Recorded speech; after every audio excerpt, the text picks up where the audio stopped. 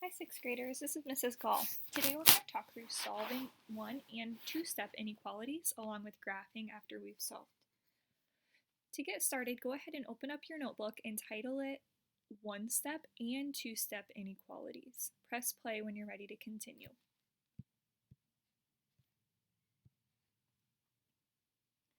Alright, let's go ahead and start by writing down our first example. X minus 5 is greater than 12. Write that down in your notebook now. To solve an inequality, we solve them the same way we solve equations. I always like to draw a line straight down from my symbol, and I remember whatever I do on one side of that sign, I have to do on the other side as well. Our goal is to always get our variables all together on one side and our constants all together on one side. I already have x all by itself. I'm already down to 1x. Now I just need to get x all by itself. So I have this minus 5, a constant over here that I want to get rid of. The opposite of subtracting 5 to get rid of it over here is to add 5. So I'm going to add 5 to both sides of my inequality sign. On the left, that cancels out my 5's and I'm left with x. My sign stays the same, greater than. 12 plus 5 gives me my answer of 17. You guys, this doesn't mean that x equals 17 like it did in our equations. What this means is x is greater than 17. Any value that's greater than 17 can get plugged in for x, and this will remain a true inequality, or the inequality will remain true. Because it's not an equal sign. We don't want this side to be equal to the other. We want this side to stay true. So we want this side to stay greater than 12. So by plugging in a number that's greater than 17, that will keep this inequality true. We can look at an example. Let's try plugging in a number that's greater than 17 and see if it works. So we can't do 17 because it doesn't say or equal to, but we could do 20 because 20 is greater than 17. So let's try plugging in a 20 and see if this works. 20 minus 5 is 15. Is 15 greater than 12? Is that true? Yes, that's true. So that means this is an accurate inequality that would work for this, that is the answer to this inequality. So now after we've solved it, we want to graph it. To graph it, we talked about this in my previous lesson. So if you haven't watched that yet, I'd maybe go back and watch. To graph, we make a number line with 3 numbers on it, the center number being 17, and then we usually just go 1 down and 1 up on either side. So 16, 17, 18. This is a greater than symbol. There is no equal to there. So we're going to put an open circle over 17, and then we're going to shade. X is greater than 17, so we're going to shade towards values that are greater than 17, towards 18 and beyond. That says that any number above 17 should work in this inequality. So we're looking for these two things, the answer and the graph, and those are the two pieces we would want to show. All right, let's try another one. Y plus 10 is less than negative 3. We want to go ahead and solve this by getting all of our y's together and all of our constants together. How would we get y all by itself? What do you think we should do? Get rid of the positive 10, and how do we get rid of that? Subtract it from both sides. We're left with y on the left-hand side. Our symbol was less than, so it stays the same.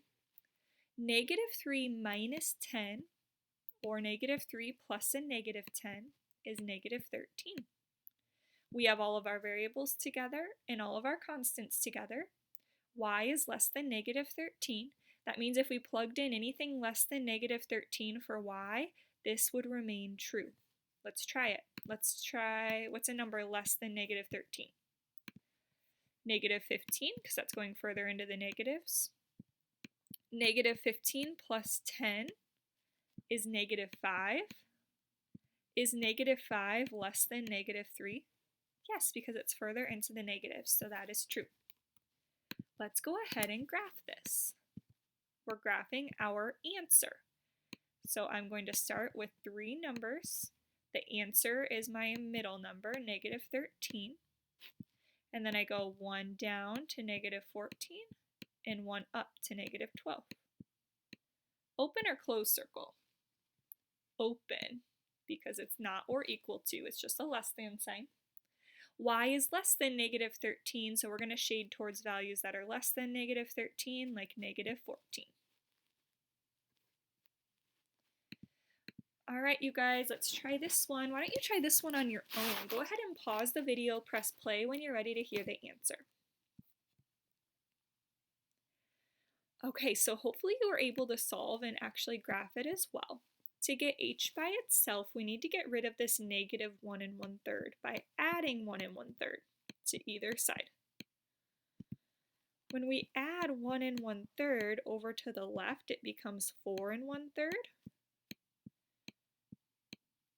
Our sign stays the same at less than or equal to, and all I'm left with on the right-hand side is h. Okay, to graph this, we really have to pay attention here because the h is on the opposite side than what we're used to. So let's go ahead and set up our number line with 4 1/3 as the center.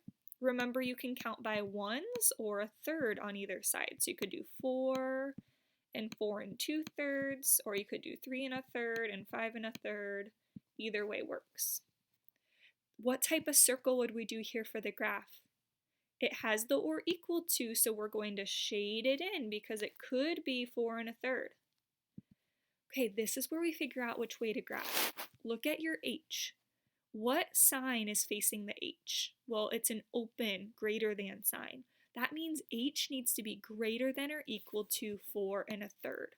Or we could read it the other way, that 4 1/3 needs to be less than h, but sometimes that can be confusing. So I always say focus on the variable and focus on what symbol is facing the variable. So h has the greater than sign facing it, so that's why we go up towards 4 2/3 and all numbers past it.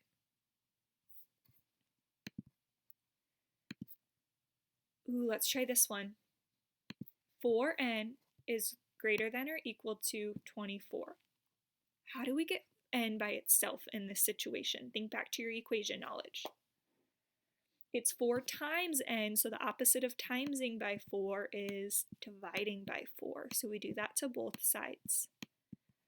4 divided by 4 is 1n, which is the same thing as n. My sign remains the same. 24 divided by 4 is 6. We're down to n is greater than or equal to 6. We graph our answer. I put my center number as my number from my answer, 6. And then I go 1 down and 1 up for the numbers around my 6. Open or close circle in this situation? Closed, because it's or equal to. Which way should we shade? Down towards the 5 or up towards the 7? Well, n should be greater than or equal to 6, so that means we need to go up towards values that are greater than 6, which is 7, 8, 9, and so on. So let's test it. We could plug in anything that's 6 or greater in here for n. Let's try doing the 7. 4 times 7 should be greater than or equal to 24. 4 times 7 is 28. Is 28 greater than or equal to 24? Yes, it's greater than, so 7 would work.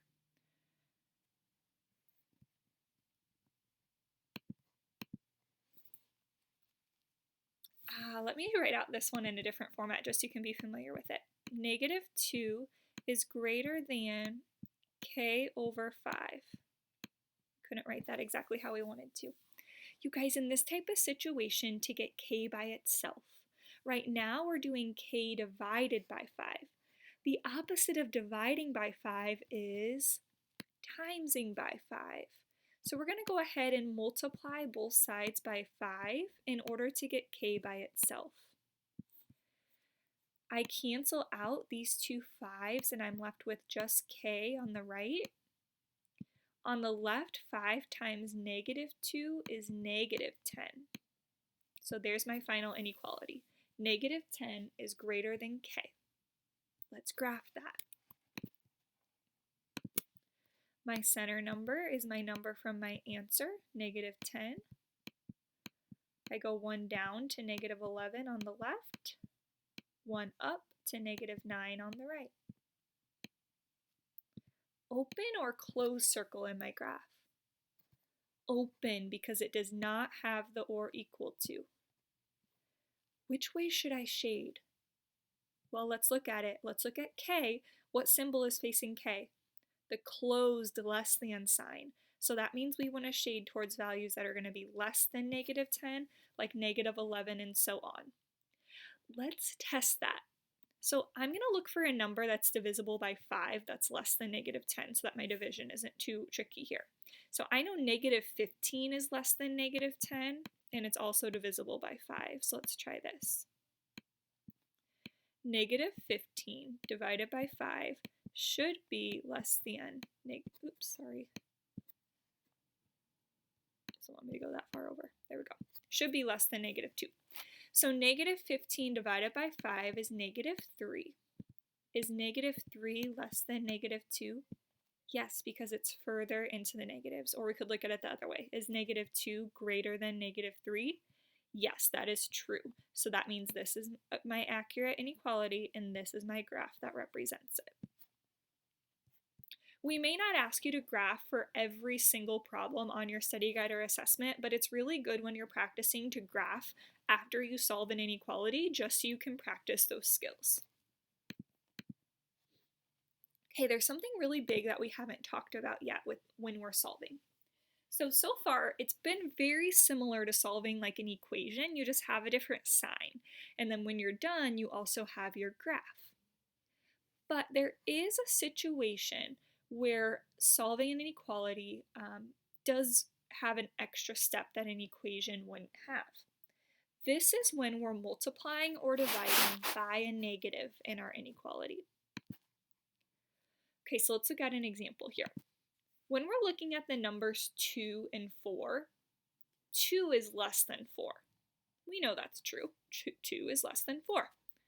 But if we go to the other side of our number line and look at the opposite of those numbers, negative 2 and negative 4, so if we were to multiply them each by a negative 1, we end up with negative 4 and negative 2. Now, which number is going to be greater here? Not the 4 anymore, like it was up here, because it's a negative 4. And when we're in the negatives, the closer we are to 0, the larger the number. So in this situation, the sign has to flip. Negative 2 is greater than negative 4. That's why, you guys, when we're multiplying and dividing by a negative number, our sign is going to have to flip. And we're going to look at some examples of that. Okay, so this is very important. Write this down in your notebook. When multiplying or dividing by a negative number, the sign flips direction. And this is the reasoning why. Our number line in the negative world is kind of opposite of what it is in the positive world. Up here, 2 is less than 4, but in the negatives, our negative 2 is greater than negative 4. Pause if you need more time writing anything down on this slide. Let's go through a few examples of those. Here are some situations where we're going to have to apply the rule we just talked about. Negative 5m is greater than or equal to 35. When I look at getting m by itself, right now it's negative 5 times m, so I'm going to divide by negative 5 on both sides. Negative 5 divided by negative 5, those cancel each other out, so we're left with m. We just divided by a negative. And on the last slide, we said if we're going to divide or multiply by a negative, our sign is going to flip. It's no longer greater than, it's now a less than or equal to. 35 divided by negative 5 is negative 7. Let's see if this is true. Let's go in and plug something in that's less than or equal to negative 7 and see if this remains true. Negative 5 times, what's less than negative 7? Negative 8, let's try that. So -5 times -8 should be, we're going to use the original sign, greater than or equal to a positive 35. Let's see if that's true. -5 times -8 is a positive 40 because we have two positives, or two negatives, which makes a positive. Is -40 greater than or equal to 35? Yes, it's greater than. So that means this inequality was true for our answer.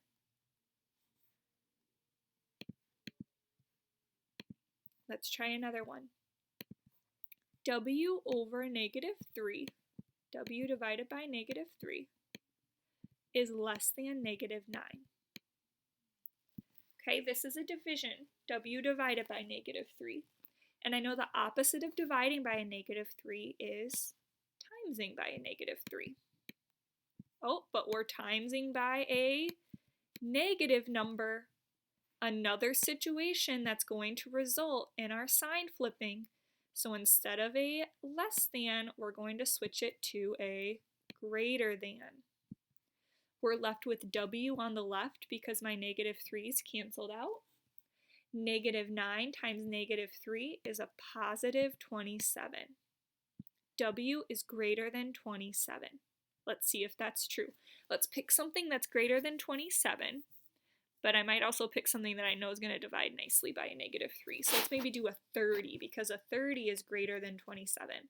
So 30 divided by a -3 should be less than -9, like our original inequality says. Let's see if that's true. 30 divided by -3, that's a -10. Is -10 less than -9? Yes, it's further into the negatives. It's less than -9. So that's true. So that means our inequality was true. We didn't graph that original inequality, but remember you can always graph. Start by making your number line.